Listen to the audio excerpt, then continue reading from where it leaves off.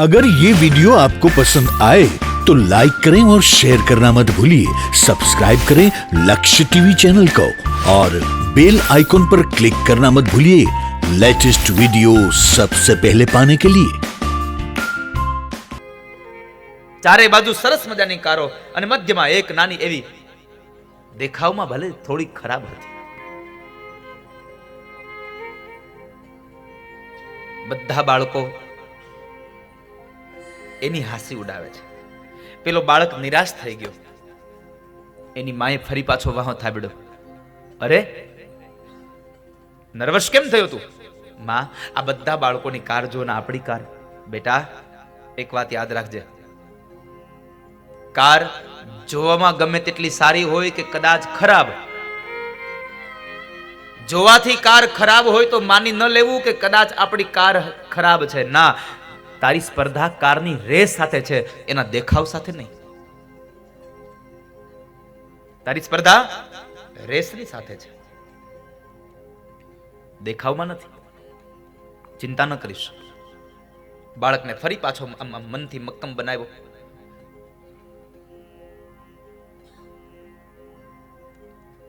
જોત જોતામાં કારની રેસ સ્પર્ધા શરૂ થઈ અને પેલા બાળકની કાર, આપણને વિચારવું પણ ન આવે, એ બાળકની કાર સેમીફાઇનલમાં પહોંચી ગઈ. સેમીફાઇનલમાં પહોંચી ગઈ. હવે તો એક વ્યક્તિની સાથે એને ફાઇનલમાં એમને રેસ કરવાની છે.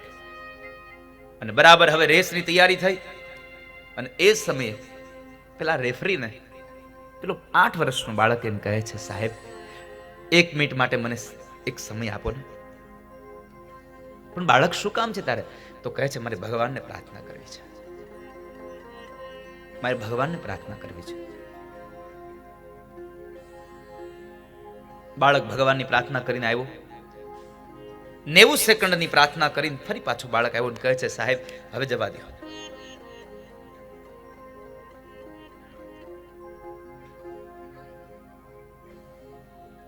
ફરી પાછી એ રેસ શરૂ થઈ અને કહેવાય છે ફાઇનલમાં પણ એ છોકરાની કાર જીતી ગઈ છે. મૂળ ભાવાર્થ હજી આનો બહુ દૂર છે સાહેબ. મૂળ તત્વ હજી દૂર છે. મારે તમને જે પોઈન્ટ ઉપર લઈ જવા છે.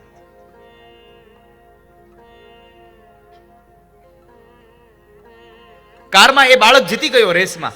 એટલે પેલા રેફરીએ પૂછ્યું કે બાળક અહીંયા આવતો. આ કારની રેસ શરૂ થતા પહેલા તે ભગવાનને પ્રાર્થના કરી. ભગવાનને એ જ પ્રાર્થના કરીને કે પ્રભુ, મને આ કારને આ જીતમાં, આ રેસમાં મને જીત આપજો. પેલો બાળક કહે છે, સાહેબ ના, જો હું ભગવાન પાસે જઈને એવું માંગુ કે મને આમાં જીત આપજો તો મારી આ સ્પર્ધામાં મારા પ્રતિયોગિતા સાથે મારે અન્યાય થયો કહેવાય. ને જીત નથી માંગી તો તે શું માંગ્યું? બાળક બોલ્યો છે 8 વર્ષનો, સાહેબ મેં એટલું જ માંગ્યું છે કે કદાચ હું જીતતો ફાઇનલ સુધી પહોંચ્યો છું અને ફાઇનલમાં કદાચ હું હારી જાઉં ને તો એ હારને સહન કરવાની શક્તિ પણ ભગવાન મને આપજો, હું નિર્વશ ન થઈ જાઉં. ભગવાન પાસે માત્ર જીત ન માગો. કદાચ જિંદગીમાં હાર આવે તો એ હારની સામે પણ તમે જરા સક્ષમ રહો. એ હારની સામે તમે પ્રતિયોગિતા કરી શકો એવું માગજો. બાપ, હારી ન જશો. એવી આ ગાથા છે, ગજેન્દ્ર મોક્ષની ગાથા. ભગવાને એક હાથી માટે અવતાર લીધો છે.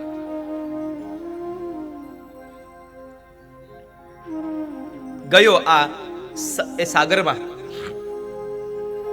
જળકીડા કરે અને એ ભૂલી ગયો કે આ સાગરની આ સરોવરમાં એક મગર રહે અને એ મગર જો મને પકડી લેશે તો હું છૂટી નહીં શકું.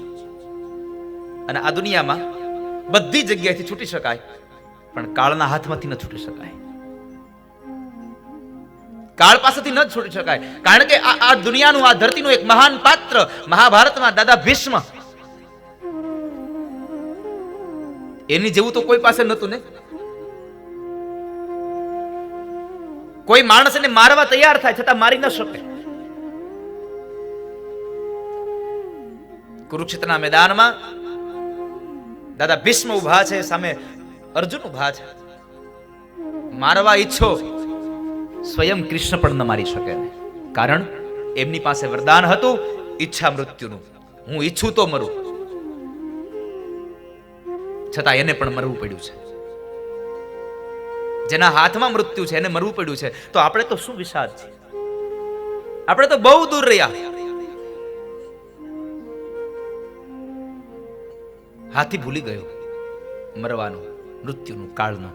અને બરાબર બન્યું એવું કે એ સરોવરમાં જ્યાં મગ્ન બન્યો, જળકીડામાં મગ્ન બન્યો, અને એ સમયે એક મગરે આવી હાથીનો પગ પકડ્યો છે. આ મગર ઝુંડ એટલે કાળ, અને કાળ હંમેશા પ્રથમ પગ પકડે છે. કાળે આવીને પગ પકડ્યો. મગર અને હાથીનું યુદ્ધ થાય છે. આ જીવ અને મૃત્યુ બેઉ લડે છે. લડતા લડતા જીત કોની થઈ? કાળ નહીં. હાથની અને એના બચ્ચાઓ એને બચાવવા માટે બહુ પ્રયત્ન કરે છે, એને બહાર લઈ જાય.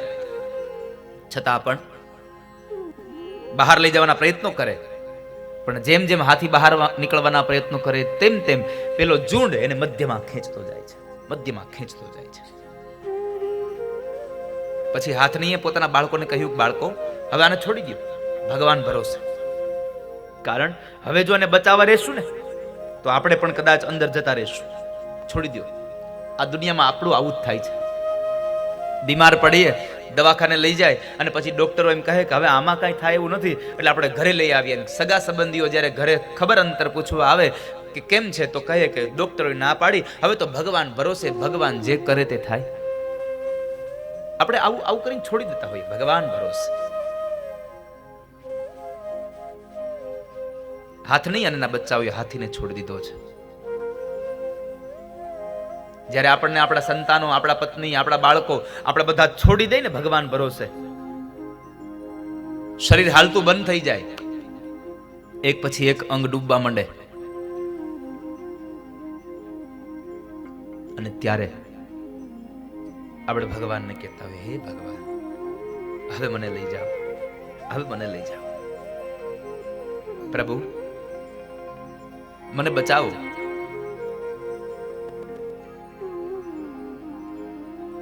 કાને સંભળાવાનું ઓછું થાય, આંખે દેખાવાનું ઓછું થાય, મોઢામાં દાંત રહી નહીં, ગોઠણથી પગ ચાલે નહીં, કમરથી વાંકો વળી જાય. આવી પરિસ્થિતિમાં બધા લોકો જ્યારે સાથ છોડી દે અને ખૂણામાં ખાટલો ઢળાઈ જાય, ત્યારે ભગવાનને યાદ કરે કે હે પ્રભુ હવે મને બચાવો,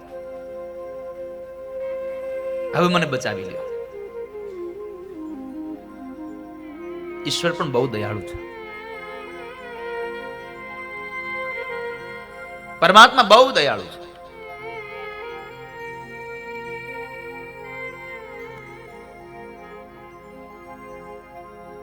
પેલા હાથીએ એ જ કર્યું. હાથણીને બધા લોકો છોડીને જતા રહ્યા, એટલે એ સમયે બરાબર હાથી પોતાના બળથી નીકળવાના પ્રયત્નો કરે પણ ન નીકળી શકો, ને એક પછી એક અંગ ડૂબવા લાગ્યા, અને એમણે ભગવાન ગોવિંદને યાદ કર્યા છે. લાગ્યું કે હવે મૃત્યુ આવી ગયું, મર્યો, ત્યારે ભગવાનને યાદ કરે છે, હે પ્રભુ, હે ગોવિંદ, હે ગોપાલ, હવે મને બચાવી લ્યો, મને બચાવી લ્યો.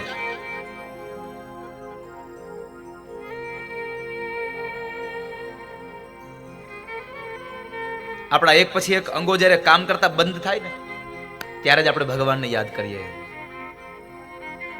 નાક કાન ડૂબન લગે તબ કૃષ્ણ કો પુકારે. નાક અને કાન જ્યારે ડૂબવા લાગ્યા, કૃષ્ણ પુકાર્યા છે. અને અંતરથી નાદ થાય ને, મેં ગઈકાલે પણ વાત કરી હતી અજામિલની એ કથામાં, કે જ્યારે અંતરથી નાદ થાય अगर ये वीडियो आपको पसंद आया हो तो लाइक करें और शेयर करना मत भूलिए। सब्सक्राइब करें लक्ष्य टीवी चैनल को और बेल आइकॉन पर क्लिक करना मत भूलिए लेटेस्ट वीडियो सबसे पहले पाने के लिए। નાભીમાંથી અવાજ નીકળે, કદાચ તમારી બાજુમાં બેઠેલો વ્યક્તિ સાંભળે ન સાંભળે એની મને ખબર નથી, પણ ચોક્કસપણે ભરોસા સાથે, વિશ્વાસ સાથે, મારી જવાબદારી સાથે કહું કે તમારા અંતરમાંથી નીકળેલો અવાજ ભગવાન સાંભળે છે ને સાંભળે છે, એમાં કોઈ સંશય નથી સાહેબ. ઈશ્વર ચોક્કસ સાંભળે છે. અવાજ તમારો નાભીમાંથી નીકળતો હોવો જોઈએ.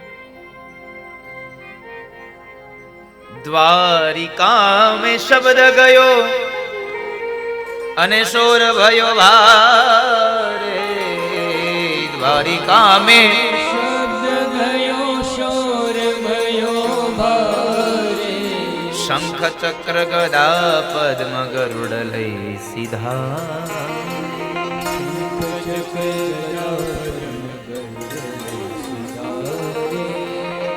हरि को पुकारने में करी को लगी देर.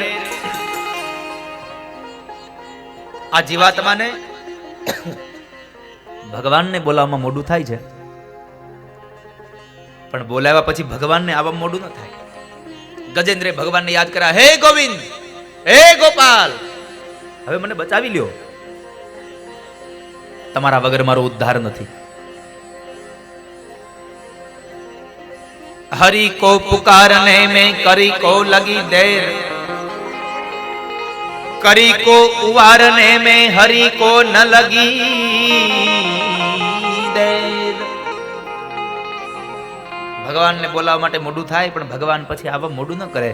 ગજેન્દ્રએ ભગવાનને યાદ કર્યા. દ્વારિકામાં શબ્દ ગયો, ભગવાન ચતુર્ભુજ નારાયણ ગરુડ ઉપર બિરાજમાન થઈને આવ્યા. આવતાની સાથે ભગવાને સૌપ્રથમ પેલા ઝુંડનું મસ્તક કાપ્યું સુદર્શન ચક્રથી, અને એ જ સમયે ઝુંડનું મસ્તક કપાયું. હું નામનો ગંધર્વ પ્રગટ થયો.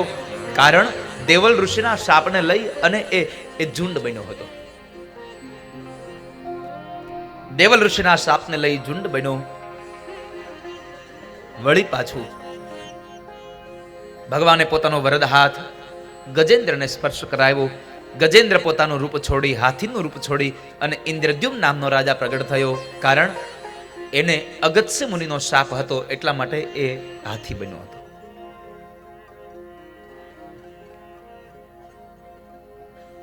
ભગવાને એકનો વધ કરીને એકને બચાવ્યો. આમ જોવા જઈએ આપણી દ્રષ્ટિમાં ભેદ છે કે ભગવાને એકને માર્યો અને એકને બચાવ્યો, પણ આમ જોવા જઈએ તો ભગવાન મારે એનો પણ ઉદ્ધાર થાય અને બચાવે એનો પણ ઉદ્ધાર થાય. ભગવાનના હાથથી મૃત્યુ ક્યારે? ગજેન્દ્રનો ઉદ્ધાર કર્યો ભગવાને. મારો કહેવાનો મૂળ ભાવાર્થ આ કથાની અંદર, જીવાત્મા ભગવાનને બોલાવવામાં મોડું કરે છે, ભગવાન આવવામાં મોડું ન કરે. ઈશ્વરને પ્રાર્થના કરજો. ત્યારબાદ સમુદ્ર મંથનની કથા. દેવ અને દાનવ ભેગા મળી સમુદ્ર મંથન કર્યું. એ મંથનની કથામાં દેવતાઓ અને દાનવોએ બે નક્કી કર્યું હતું કે મંથનમાં જે કંઈ નીકળે એનો પહેલા ભાગ પાડી લેવો, એને વેચી લેવું અને પછી જ બીજું મંથન કરવું. મેરુ પર્વતનો રવિયો બનાવ્યો, વાસુકી નાગના નેત્રા બનાવ્યા અને એ મંથન શરૂ થયું. અને પેલા કોળીએ હળાહળ વિષ, પેલા કોળીએ જ માં ખાવી. દેવતાઓ કહે છે જે રમે ન પીએ, દાનવો કહે છે જે રમે ન પીએ. અને પછી દેવતાઓ એ વિષ્ણુ પ્યાલો લઈ ભગવાન બ્રહ્મા પાસે ગયા. બ્રહ્માએ ના પાડી, ભગવાન વિષ્ણુ પાસે ગયા. ભગવાન વિષ્ણુએ ના પાડી તો બ્રહ્મા અને વિષ્ણુની આગેવાનીમાં ભગવાન શિવ પાસે ગયા અને ભગવાન શિવની પ્રાર્થના કરી. તો ભગવાન શિવ એના ઉપર પ્રસન્ન થયા અને ભગવાન શિવે એ વિષ્ણુ પ્યાલો પીધો અને ભગવાનનું કંઠની અંદર એ વિષને ધારણ કર્યું. ભગવાન નીલકંઠ બન્યા છે અને ભગવાનનું નામ થયું નીલકંઠ મહાદેવ. બોલો નીલકંઠ મહાદેવ કી જય. ભગવાન નીલકંઠ બન્યા. ત્યારબાદ ફરી પાછું મંથન થયું. રત્નો નીકળ્યા, દેવતાઓ લઈ ગયા, લક્ષ્મીજી નીકળ્યા, ભગવાન વિષ્ણુ લઈ ગયા. કામધેનુ ગાય નીકળી ઋષિ મુનિઓને આપી છે. ઐરાવત નામનો હાથી ઇન્દ્રને આપ્યો છે. ફરી પાછું મંથન થયું, મદિરા નીકળ્યો, દારૂ નીકળ્યો, દારૂ બધો જ દાનવોને આપ્યો.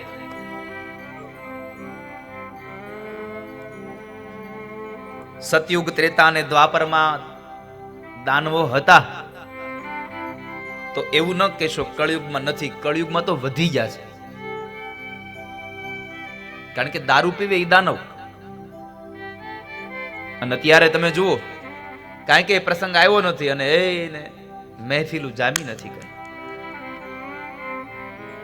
મને બહુ આમ આમ કહેતા દુઃખ થાય છે, પણ કહેવું પડે છે કે હવે તો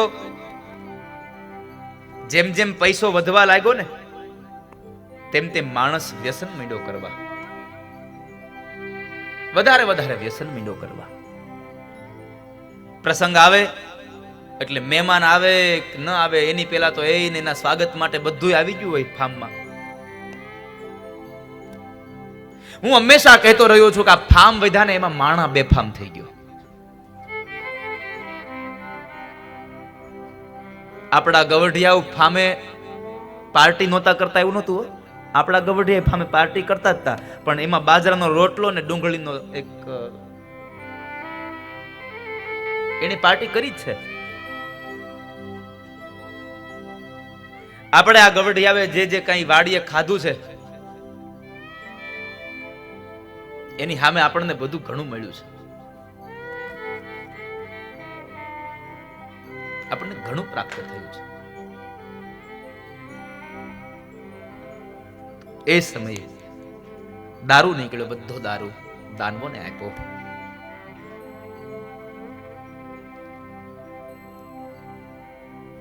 ત્યારબાદ ફરી પાછું મંથન થયું અને મંથનમાં ભગવાન ધન્વંતરીનું પ્રાગટ્ય, અમૃતનો કુંભ લઈને ભગવાન ધન્વંતરી પ્રગટ થયા. બોલીએ ધન્વંતરી ભગવાન કી. ભગવાન ધન્વંતરીનું પ્રાગટ્ય થયું અને એ સમયે દેવતાઓના હાથમાં આવેલું અમૃત દાનવો લઈ ગયા. દાનવો, એક દાનવ જ્યાં અમૃતને પીવા જાય ત્યાં બીજો દાનવ હાથમાંથી જૂટવી લે, બીજો દાનવ જ્યાં પીવા જાય ત્યાં ત્રીજો દાનવ એના હાથમાંથી જૂટવી લે. અને એ સમયે દેવતાઓએ આવી ભગવાન નારાયણને પ્રાર્થના કરી. ભગવાન નારાયણે મોહિની રૂપ ધારણ કર્યું અને ભગવાન દેવતાઓને મદદ કરવા માટે મોહિની રૂપ ધારણ કરી દાનવોને છેતર્યા અને દાનવોના હાથમાંથી અમૃતનો કુંભ લાવી દેવતાઓને આપ્યો. દેવતાઓ અમૃત પી અને અમર બન્યા, પણ અભય ન બન્યા. ભાગવતકાર એમ કહે છે કે અમૃતને પીનારો માણસ અમર બને છે, પણ કથામૃતને પીનારો માણસ તો અભય બને છે. અને અમર કરતા અભય 1000 ગણું સારું છે. અમર ન બને તો કાઈ નહીં, લાંબુ ન જીવાય તો કાઈ નહીં, પણ સારું જીવાય એવા વિચારો કરજો. માટે દેવતાઓ અમૃત પી અમર બન્યા. દેવો અને દાનવોનું અમૃત માટે યુદ્ધ થાય છે. એ યુદ્ધની અંદર દાનવો મરાયા છે, પણ એ સમયે દાનવોના ગુરુ શુક્રાચાર્ય મહારાજે સંજીવની વિદ્યાનો પ્રયોગ કર્યો અને ફરી પાછા દાનવોને સજીવન કર્યા. અને એ દાનવોમાં બલિરાજા પણ હતો. બલિરાજા એ જ્યારે સજીવન થયો, ગુરુદેવના આશીર્વાદ લઈ ફરી પાછા દેવતાઓ સાથે યુદ્ધ કરવા ગયા છે.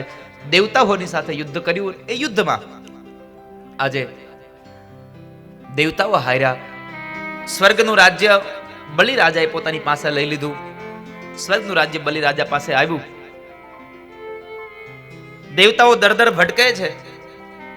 બલિરાજાએ પોતાના ગુરુદેવને પ્રશ્ન કર્યો, બાપજી, આ સ્વર્ગનું રાજ્ય મારી પાસે ટકી રહે એના માટે મારે શું કરવું? રાજા, સ્વર્ગનું રાજ્ય તારી પાસે ટકાવી રાખવું હોય તો તારે 100 અશ્વમેધ યજ્ઞ કરવા પડે. બાપજી, અશ્વમેધ યજ્ઞ કરવા પડે? તો મને તમે આપ મુહૂર્ત આપો. અને સરસ મજાનું મુહૂર્ત જોડાવ્યું અને તીર્થ ક્ષેત્રમાં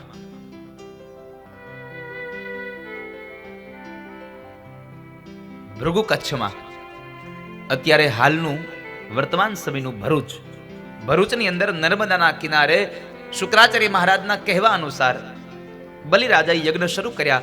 1 યજ્ઞ, 2 યજ્ઞ, 3 યજ્ઞ, આમ કરતા કરતા 99 અશ્વમેધ યજ્ઞ સંપન્ન થયા. 100મો અશ્વમેધ યજ્ઞ ચાલે અને એ યજ્ઞની સમયે દેવતાઓ પોતાના સ્થાન માટે ભગવાન વિષ્ણુ પાસે ગયા. ભગવાન વિષ્ણુને કહ્યું, પ્રભુ અમને બચાવો, અમને અમારા સ્થાન પાછા આપો. ભગવાન વિષ્ણુ કહે છે કે દેવો, અત્યારે હું કંઈ ન કરી શકું, કારણ અત્યારે બલિ મારું યજન કરે છે, પણ હું તમને તમારું સ્થાન આપીને રહીશ. બીજી બાજુ કશ્યપ ભગવાનની પ્રાર્થના કરે, અદિતિ ભગવાનની પ્રાર્થના કરે. અદિતિએ પોતાના દીકરાઓના સુખ માટે થઈ અને 12 દિવસનું ફાગણ મહિનામાં પયોવ્રત કર્યું. દૂધ પી અને ભગવાનની ઉપાસના કરે. આ પયોવ્રત કર્યું અને એ પયોવ્રતને લઈ અને ભગવાન જ્યારે પ્રગટ થયા અને ભગવાન એ સમયે કહે છે કે માગો, માં હું શું આપું? માં અદિતિ એમ કહે છે, પ્રભુ બીજું મારે કશું નથી જોઈતું, મારે એકમાત્ર મારા દીકરાઓને પોતાનું સ્થાન પાછું મળે. ત્યારે ભગવાન એમ કહે છે, માં અત્યારે હું બલિને કાંઈ ન કરી શકું, કારણ કે બલિ અત્યારે મારું યજન કરે છે. નહીં પ્રભુ, મને મારા દીકરાઓનું સ્થાન પાછું મળે એવી કૃપા કરો. અને એ સમયે ભગવાન કહે છે કે માં, તમારું કરેલું વ્રત છે નિષ્ફળ નહીં જાય. હું બલિને મારી ન શકું તો કાંઈ નહીં, પણ બલિ પાસે હું માંગી શકું. બલિ પાસે જઈને હું માંગી શકું. એટલા માટે આપ ચિંતા ન કરો, તમારા દીકરાઓને સ્થાન ફરી પાછું મળશે. આટલું કહ્યું ભગવાન ચતુર્ભુજ નારાયણ અંતર્ધ્યાન થયા અને એ જ સમયે અદિતિ અને કશ્યપની સામે ભગવાન 7 વર્ષના બાળક રૂપે પ્રગટ થયા. અને બાળક એ નાના રૂપની અંદર ભગવાન વામન રૂપમાં પ્રગટ થયા.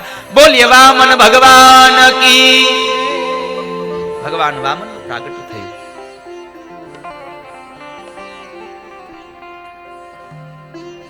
દેવતાઓએ આવી કોઈએ મુંજની મેખલા આપી, કોઈએ દંડ આપ્યો, કોઈએ મૃગ ચર્મ આપ્યું, કોઈએ શ્વેત છત્ર આપ્યું, કોઈએ કમંડળ આપ્યા, કોઈએ કુંડળ આપ્યા છે. બ્રાહ્મણો યજ્ઞોપવિતના સંસ્કાર કર્યા અને જ્યારે ભિક્ષાવૃત્તિ માટે ગયા, ભિક્ષા લઈને આવ્યા છે. બ્રાહ્મણો કહે છે કે બાળક ભિક્ષુક આટલી જ ભિક્ષા લઈને આવ્યા? તો કહે છે, ગુરુદેવ કોઈ મોટો દાનવીર મને બતાવો તો હું ત્યાં જાઉં. તો કહે છે, જાઓ ભૃગુ કચ્છમાં, ત્યાં આગળ બલિ યજ્ઞ કરે છે, બલિની પાસેથી તમે બધું માંગી લાવો. જાઓ. કથા કહેવાના અલગ અલગ પ્રકારો છે. તમે જુઓ, ગામડે ગામડે જેમ જેમ તમે આગળ ગામડે જાઓ ને, તેમ સત્યનારાયણ ભગવાનની કથાના કહેવાના એનો ઢાળ બદલાતો જાય.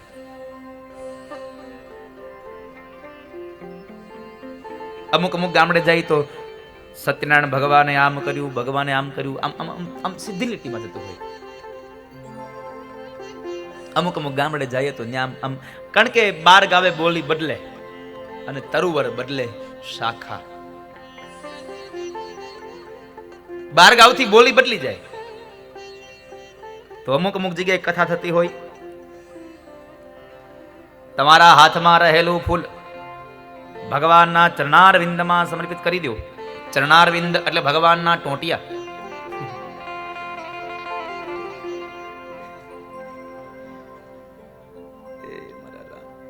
પધારો બાપા નિલેશભાઈ, પધારો.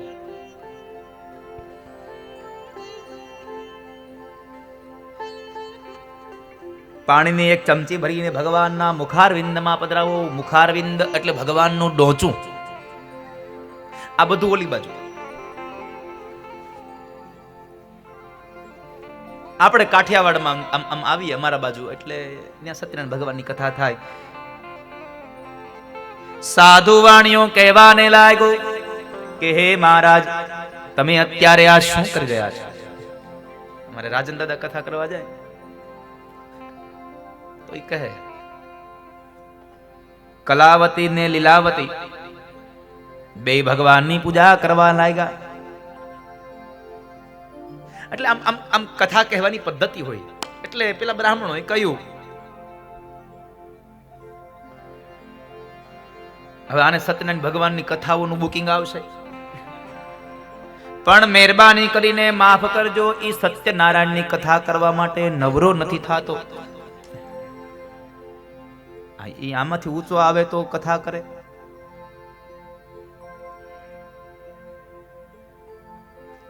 મને ખબર નહીં સાહેબ, આમ આમ તમને કહું તો મને કાલની આમ કથા કહેવાનો કંઈક આમ આમ આમ મૂડ અલગ થઈ ગયો છે આખો. આમ મજા આવે છે મૂડ, એટલે તમે આમ એમ ગભરાઈ ન જતા, મને કથા કહેવાની મજા આવે છે.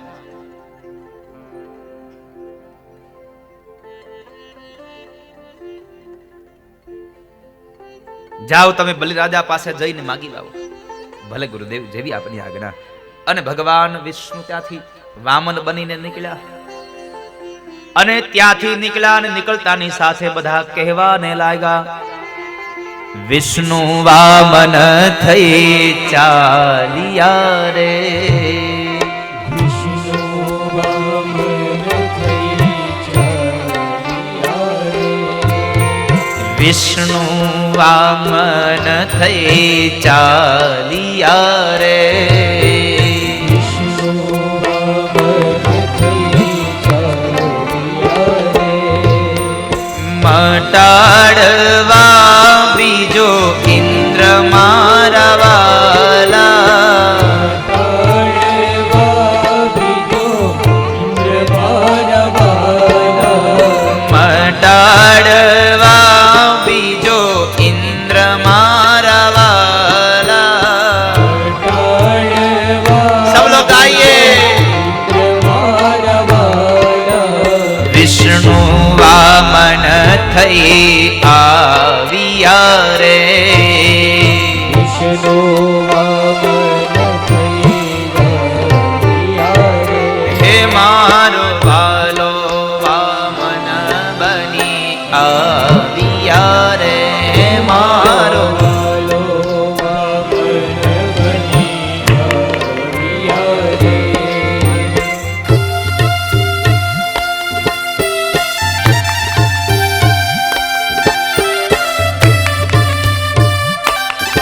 ગાઈએ.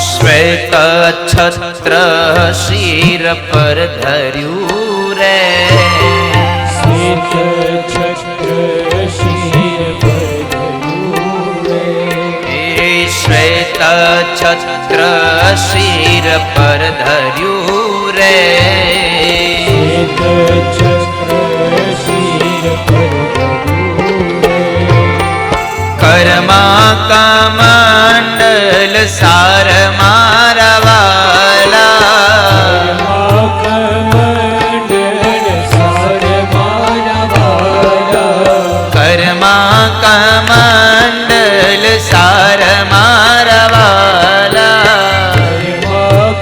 કમંડળ સાર મારા વાલા, વિષ્ણુ વામન થઈ ચાલ્યા રે, વિષ્ણુ વામન થઈ ચાલ્યા રે, દ્વારિકાનો નાથ મારો રાજા રણ છોડ છે, એણે મને માયા લગાડી રે, દ્વારિકાનો કોઈ સ્થાન ન છોડે પોતાનું, રાજા રણ છોડે છે, એણે મને માયા લગાડી રે, એ દ્વારિકાનો નાથ મારો રાજા રણ છોડ છે, એણે મને માયા લગાડી રે, દ્વારિકાનો નાથ મારો રાજા રણ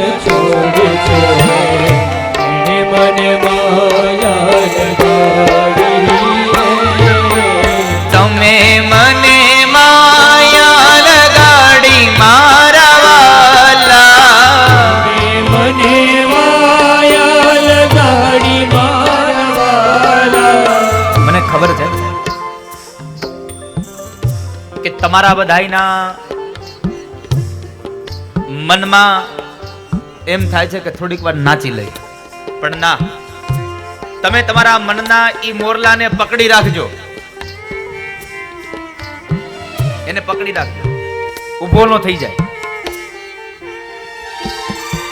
પણ બેઠા બેઠા નાચવાનું બંધ ન કરવા દેતા એને. હા, તમારા મનના મોરલાને બેઠા બેઠા નાચવાનું બંધ ન કરવા દેતા.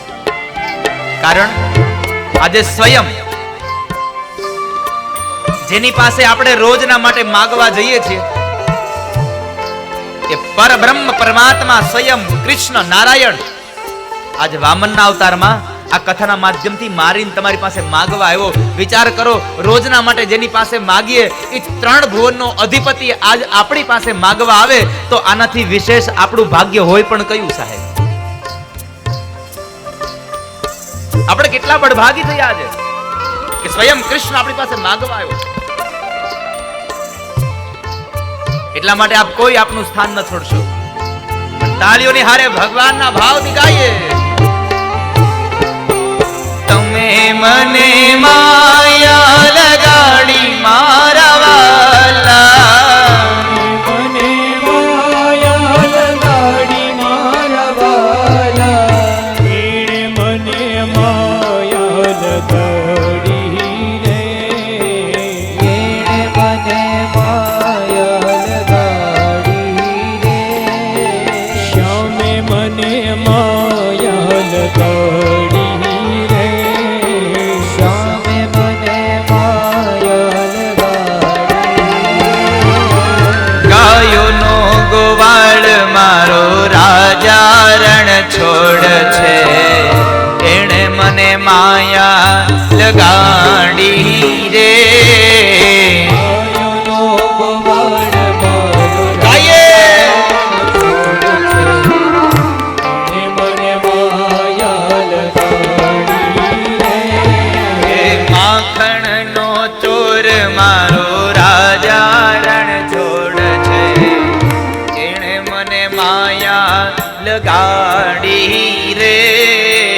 માખણનો ચોર મારો રાજા રણ છોડ છે, એણે મને માયા લગાડી રે. તમે મને માયા લગાડી મારા વાલા, તમે મને માયા લગાડી મારા વાલા, તમે મને માયા લગાડી મારા વાલા. તમે મને માયા લગાડી મારા વાલા, એણે મને માયા લગાડી રે. એણે મને માયા લગાડી રે, એ શામે મને માયા લગાડી રે. તમે મને માયા લગાડી રે, રાધાનો શ્યામ મારો રાજા રણ છોડ છે, એણે મને માયા લગાડી રે. રાધાનો શ્યામ મારો રાજા રણ છોડ છે, એણે મને માયા લગાડી રે.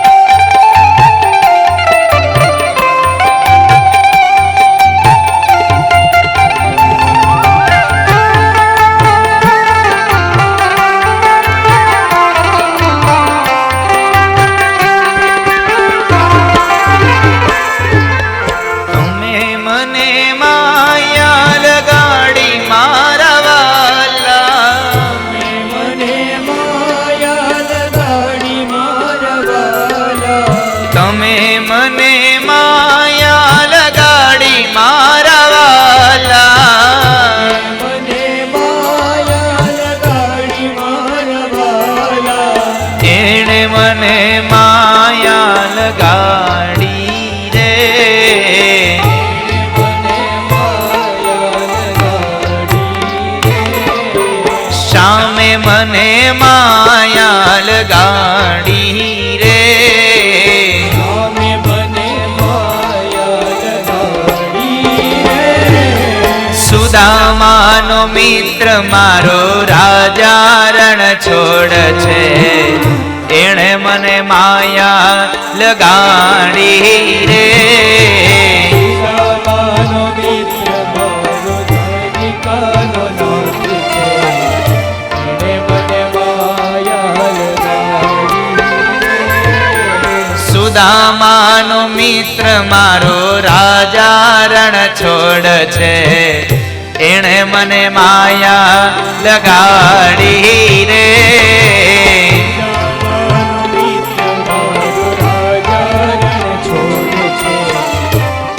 મને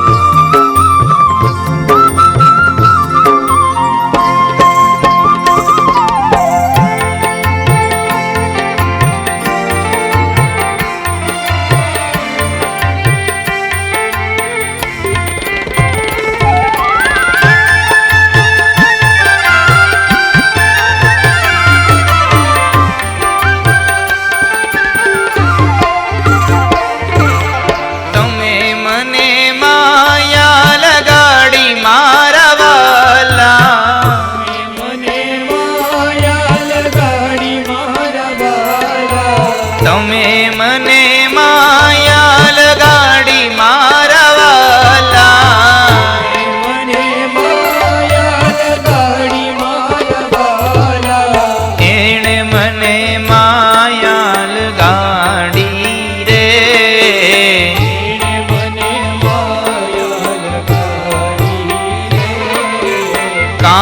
મને માયા લગાડી રે.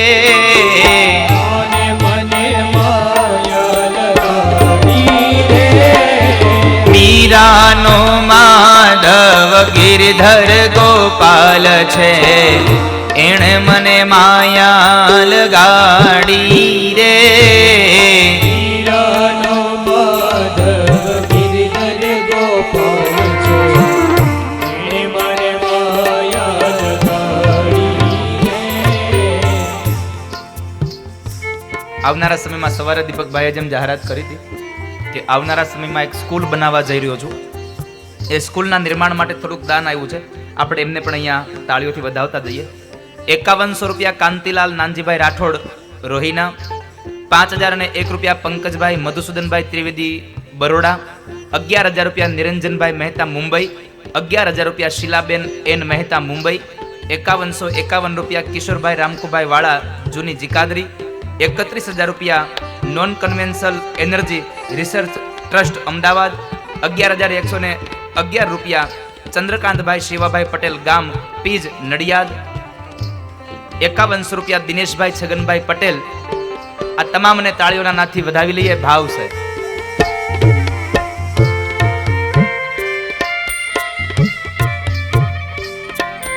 તમે મને માયા લગાડી મારા વાલા. મને માયા લગાડી મારા વાલા. તમે મને માયા લગાડી મારા વાલા. મને માયા લગાડી મારા વાલા. એણે મને માયા લગાડી રે. એણે મને માયા લગાડી રે. શામે મને માયા લગાડી રે. શામે મને માયા લગાડી રે. મીરાનો માધવ ગિરધર ગોપાલ છે, એણે મને માયા લગાડી રે. મીરાનો માધવ ગિરધર ગોપાલ છે, એણે મને માયા લગાડી રે. શબરીનો રામ મારો રાજા રણ છોડ છે, એણે મને માયા લગાડી રે. શબરીનો રામ મારો રાજા રણ છોડ છે, એણે મને માયા લગાડી રે. દ્વારિકાનો નાથ મારો રાજા રણ છોડ છે, એણે મને માયા લગાડી રે.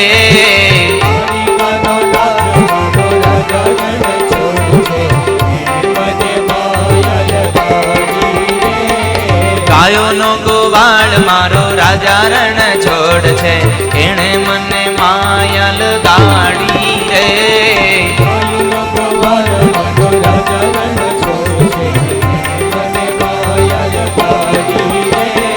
તમે મને માયા લગાડી રે.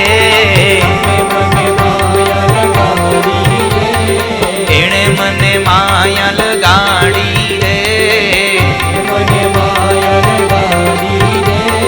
તમે મને માયા લગાડી રે. એણે મને માયા લગાડી રે. તમે મને માયા લગાડી રે. એણે મને માયા લગાડી રે.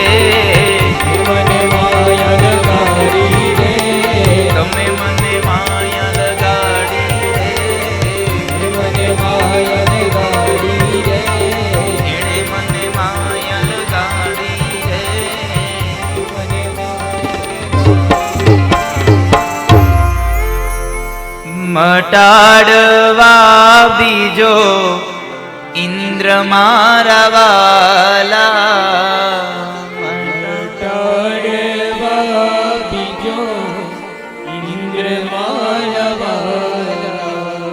વિષ્ણુ વામન થઈ ચાલ્યા રે.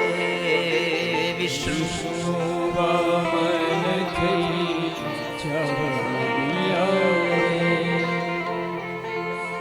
બોલો વામન ભગવાન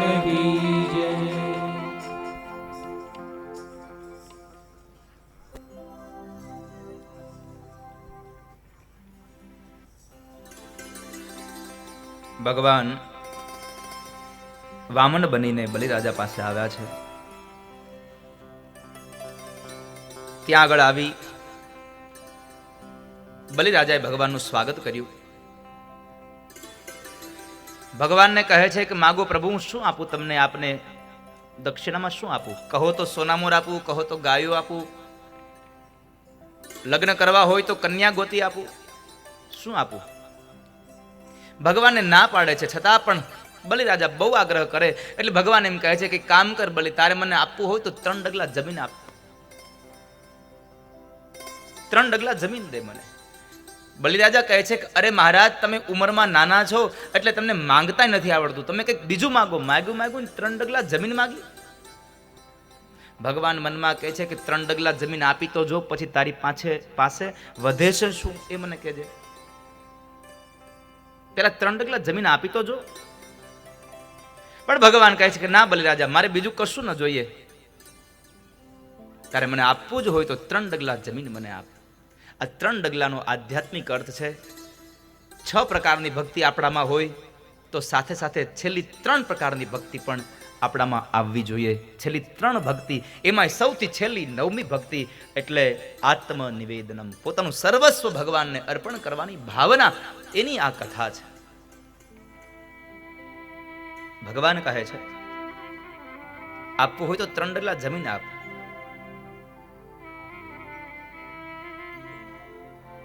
ભગવાને માગ્યું અને બલિરાજા કહે છે તો ભલે બાપજી, જેવી તમારી ઈચ્છા, તો 3 ડગલા જમીન લઈ લ્યો. આ સંવાદ શુક્રાચાર્ય મહારાજ સાંભળી ગયા એટલે શુક્રાચાર્ય મહારાજને થોડુંક આમાં કંઈક આમ ભેદ લાગ્યો કે આમાં કંઈક છે ખરું ડાળમાં કાળું. એટલે પોતાના તપોબળને લઈને જ્યાં જુએ તો ઓહો, આ તો કોઈ સામાન્ય નહીં, આ તો પેલો વૈકુંઠ વાળો વિષ્ણુ આવ્યો છે, બ્રાહ્મણ બનીને આવ્યો છે. બલિરાજાને બોલાવ્યા અને બલિરાજાને કહે છે કે બલિ, તું આને કશું આપતો નહીં હો. જો તું આને કંઈ આપીશ ને તો તારું નહીં રહે. બાપજી, તમે જ મને શીખડાવ્યું છે કે તારા આંગણે આવેલો કોઈ પણ યાચક ખાલી હાથ જવો ન જોઈએ, અને આજ તમે આ યાચકને તમે આપવાની ના પાડો છો. મેં 3 ડગલા જમીન આપવાની વાત કરી દીધી છે.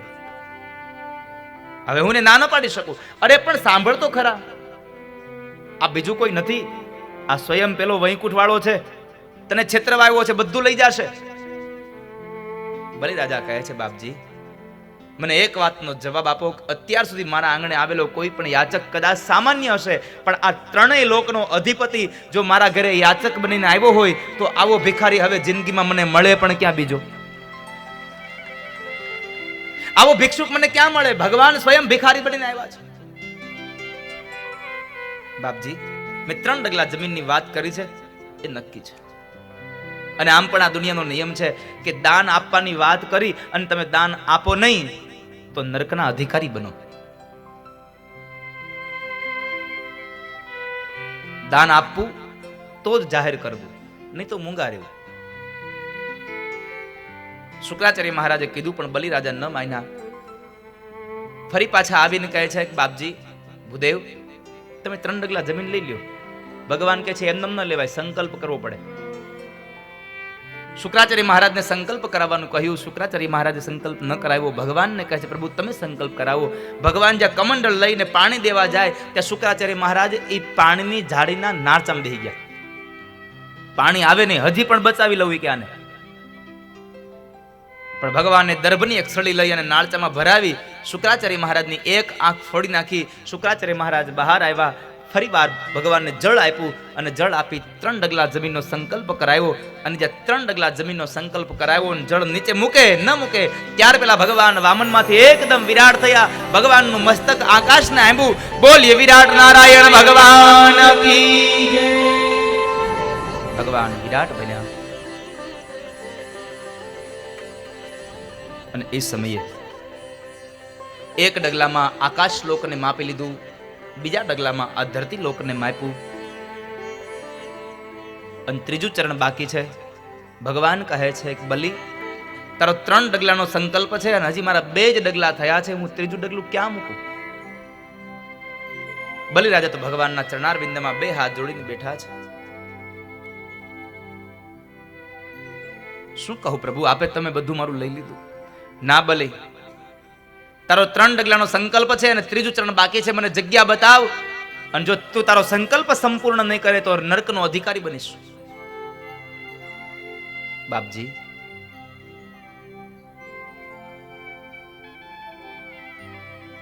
મેં તમને ક્યાં કશું આપ્યું છે?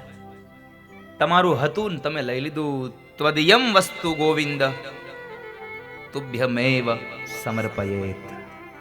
તમારું હતું અને તમે લઈ ગયા છો, ક્યાં ખોટું કર્યું છે? અને આમ પણ આ દુનિયાનો નિયમ છે. આપણી પાસે આવે ને તો આપણને આનંદ થાય, ને આપણી પાસેથી વયું જાય એટલે આપણે દુઃખી થઈ જઈએ, જાણે આપણું જ હતું.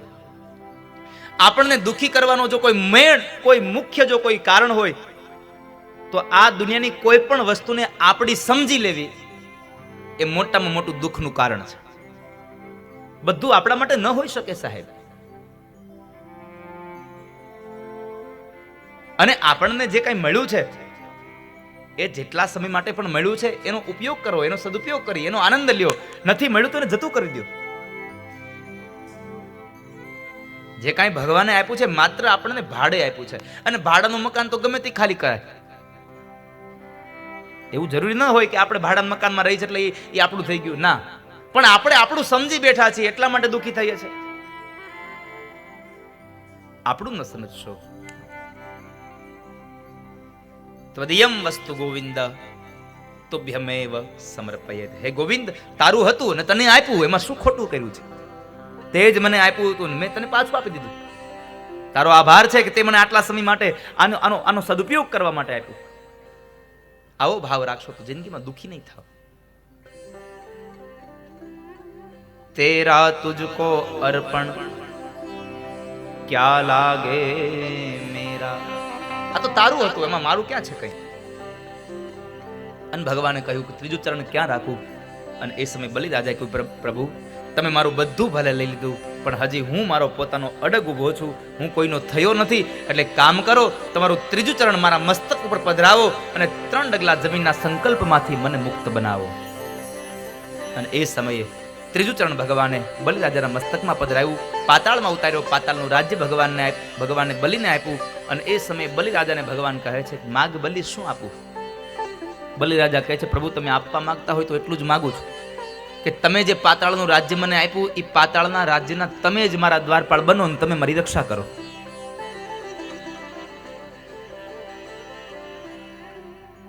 ભગવાન દ્વારપાળ બન્યા. લક્ષ્મીજી આવી અને બલિરાજાને રાખડી બાંધે છે. અને જ્યારે બલિરાજા રાખડીના બદલામાં કંઈક માગવાનું કહે છે, એ સમયે લક્ષ્મીજીએ ભગવાનને માગ્યા અને ભગવાન 4 મહિના પછી ત્યાંથી છૂટ્યા છે. એટલે મારો મૂળ કહેવાનો ભાવાર્થ છે, નવધા ભક્તિ શ્રવણમ કીર્તનમ વિષ્ણુ સ્મરણમ પાદ સેવનમ અર્ચનમ વંદનમ દાસ્યમ સખ્ય આત્મનિવેદનમ. તમારું સર્વસ્વ ભગવાનને અર્પણ કરશો તો ભગવાન તમારા પર પ્રસન્ન થશે. ભગવાન તમને બધું જ આપશે. ભગવાન તમારી રક્ષા કરશે. એ કથા બતાવી. ભગવાન જ્યારે જાય છે ત્યારે કહેતા ગયા કે બલિ, તારે જ્યારે ઇન્દ્ર બનવું હતું એ ઈચ્છા હું સંપન્ન કરીશ, પણ એક કામ કર, આ યુગના જે ઇન્દ્ર છે, આ મન્વંતરના ઇન્દ્રને એનો સમય ભોગવી લેવા દે, આવનારા મન્વંતરમાં હું તને ઇન્દ્ર બનાવીશ. આટલું કહી ભગવાન લક્ષ્મી સાથે વિદાય થયા અને બલિરાજાને પાતાળનું રાજ્ય આપ્યું. એ કથા બતાવી.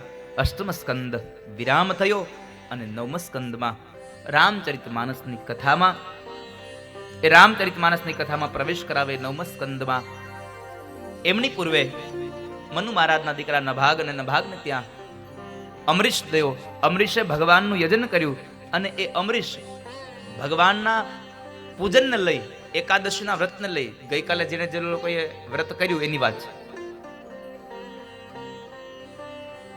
એકાદશીનું વ્રત કર્યું અને એ એકાદશીના વ્રતને લઈ અને અમરીશ રાજાને ભગવાને પોતાનું સુદર્શન ચક્ર આપ્યું હતું.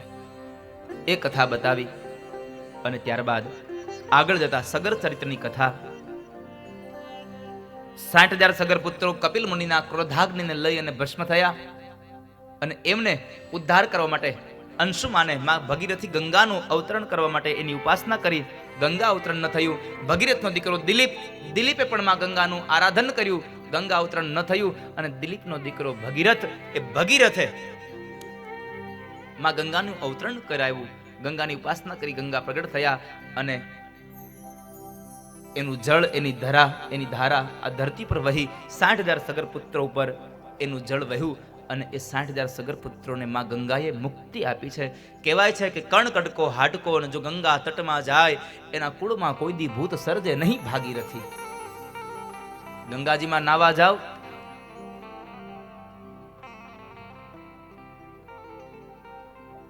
અથવા તો ગંગાની અંદર આપણા અસ્થિને પધરાવવામાં આવે તો એના કુળમાં કોઈ દી ભૂત ન થાય. પણ ગંગાજીમાં નાવા જાવ ત્યારે ખાસ ખ્યાલ રાખજો, ઓલી સાંકળ પકડીને રાખજો.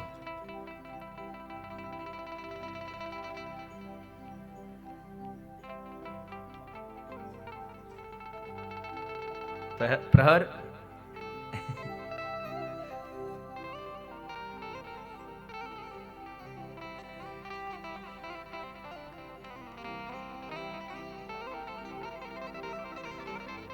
તમે ગંગાજીના જેટલા ઠંડા પાણી મનાયા ને એનાથી વિશેષ ઠંડા પાણીમાં તમને નાવા લઈ જાવ છે.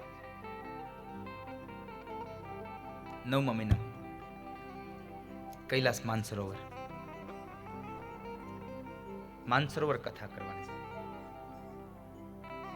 પરેશભાઈ, માનસરોવર આવું છે ને, જે એવા માનસરોવર તમે તો તમારું નામ લખી જ લેવું પડશે. એકલા નહીં હોય.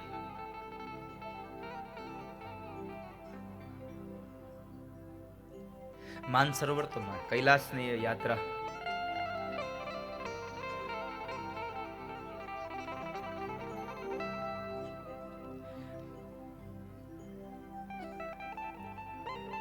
ત્યાં તમે ધ્યાન રાખજો ગિરીશભાઈ ના આવો. પ્રહરની બાજુમાં તો નાતા જ નહીં.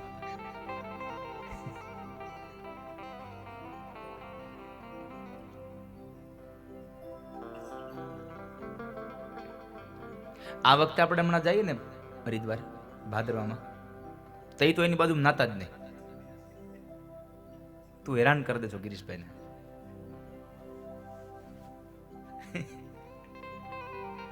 હે મારા રામ,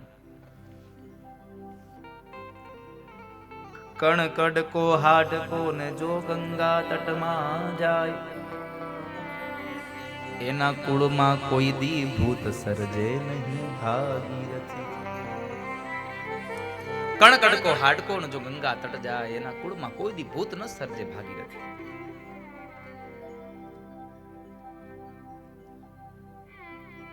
એ ગંગા અવતરણની કથા બતાવી. ત્યારબાદ આગળ જતા એ જ વંશમાં આગળ સૌદાસ થયા. સૌદાસને ત્યાં આગળ જતા ખટવાંગ જેણે 48 મિનિટમાં મુક્તિ મેળવી લીધી એની કથા બતાવી. એ જ વંશમાં આગળ જતા રઘુને ત્યાં પૃથુસર્વાને ત્યાં અજને ત્યાં દશરથ, અને દશરથને ત્યાં સ્વયં ભગવાન મર્યાદા પુરુષોત્તમ રામનું પ્રાગટ્ય થાય એની કથા છે. મારે તમને રામચરિતમાનસ બહુ સંક્ષિપ્ત કાળમાં કહેવાનું છે. 9 દિવસની રામકથા મારે તમને 9 મિનિટમાં કહેવાની છે. એટલે ગડબડ ગોટો, પ્રભુ મોટો, એવી આ ગાથા.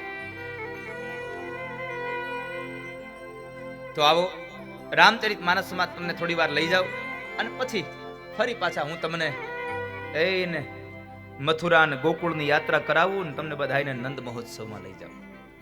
આપણે કેટલા બડભાગી તમે જુઓ. થોડીક વારમાં કચ્છમાં જઈએ, પેલા ભરૂચમાં જોઈ આવ્યા, હવે વળી પાછા થોડીક વાર અયોધ્યામાં જઈએ છીએ, વળી પાછા મથુરામાં, વળી પાછા ગોકુળમાં. એકની એક જગ્યાએ બેહવાનું, કાંઈ ખર્ચ નહીં, ટાઢે છાંયે યાત્રા થાય, નો થાક લાગે અને તોય આનંદ આવે. આવી કથા. એ કથાની અંદર અયોધ્યાનું દર્શન સંક્ષિપ્ત કાળમાં તમને કરાવું. રામચરિતમાનસનો એક મુખ્ય હેતુ છે, બે કિનારાઓને જોડે છે. બે કિનારાઓને જોડવાનો મુખ્ય હેતુ રામચરિતમાનસનો છે. એટલે મારે તમને એકાદ બે રામચરિતમાનસની વાત કરી અને એ કથામાંથી નીકળી જવું છે. બહુ સુંદર કથા છે રામચરિતમાનસ.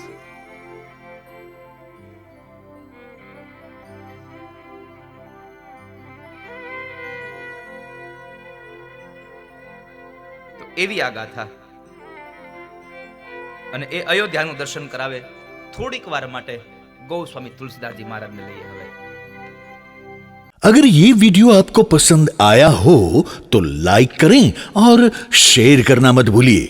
सब्सक्राइब करें लक्ष्य टीवी चैनल को. हाँ, और बेल आइकॉन पर क्लिक करना मत भूलिएगा लेटेस्ट वीडियो सबसे पहले पाने के लिए.